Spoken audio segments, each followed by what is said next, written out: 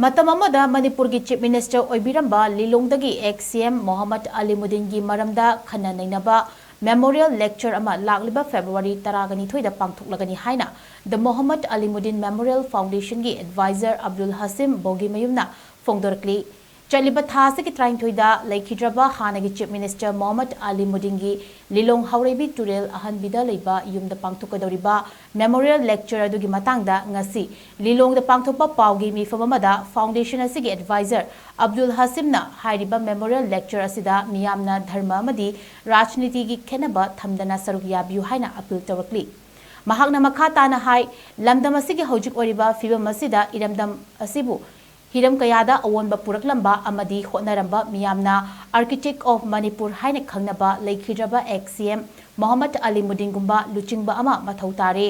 ingkumja lising amaga chamapan ga nifu nipan dagi lising amaga chamapan marfu fawbagi mahaki rajniti gi khongchatta lamdam asigi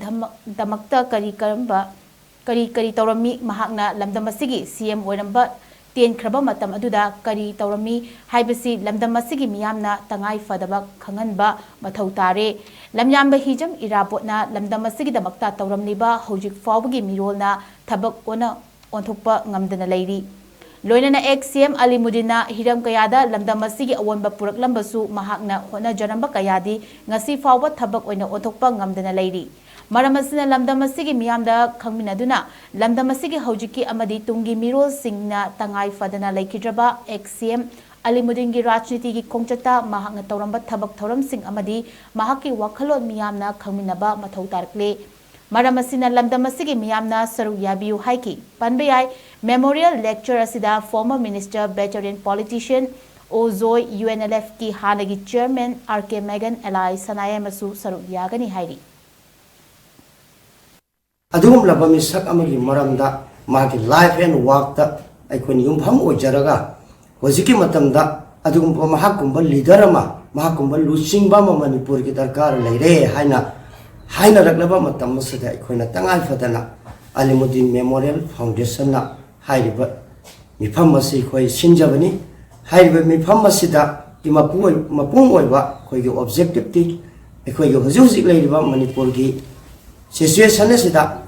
aikoina mahakumba leader amagi tamjanangai oba hiram kayada aikoina mangondigi tamjaba kaya adu aikoina miyamsana khangminarakanda tungda lakadauba isa isu sing churon singda aikoigi Manipur asi sum tawgadabani haibagi adugumba history ama sembuna nabugi tamukta khanjaraga asimi mifam asi Alimuddin Memorial Foundation ikoi sinjabani hairiba asida miyamna tungda horakadoriba asigi dama khallaga koi Waitara na Manipur masapu madali biri pupurna magna koi ga HASIM laba akhana laba asingo function nasi yawina na bagi tamukta koi jade dokna koi di Alimuddin Memorial Foundation ki mai kai digi miyam dong nolungna thorom nasi yawina na bagi tamukta barton tawjiri yawbiyu dharam ki khena balaitana rajniti ki khena ba thamdana Manipur ki legend oi graba dum baba sangnai raba misak amaki maramda mahaki punsina tawrumba magna pamjaramba magi vision mahangna khanjaramba adu koi matau karamna pangthokadagi habase hosiki matamda tangai fadana koi khangdaba yadaba lei matam amada lamyan bahira bonna Manipur awon purakna hona bada aikoina mana khanjaramba bomaya madu mapung phana ningba thongdaba hosik phawdo mahangna ningjaramba adu mapung phana pangthokpa ngamdaba adugumna Alimuddin su Manipur ki awon purakpatam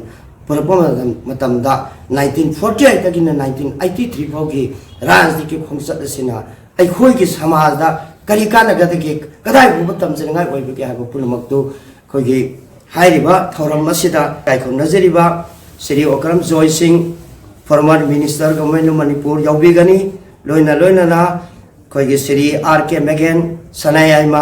founders chairman UNLF aduga loina Dr. RK Nimai retired IAS Alhaz MD Alauddin sina singma miyoi kana lengpiraktuna saknairaba kayana lengpiraktuna haiba thorum masida miyam da bhap tananabgi khoya chawba thorum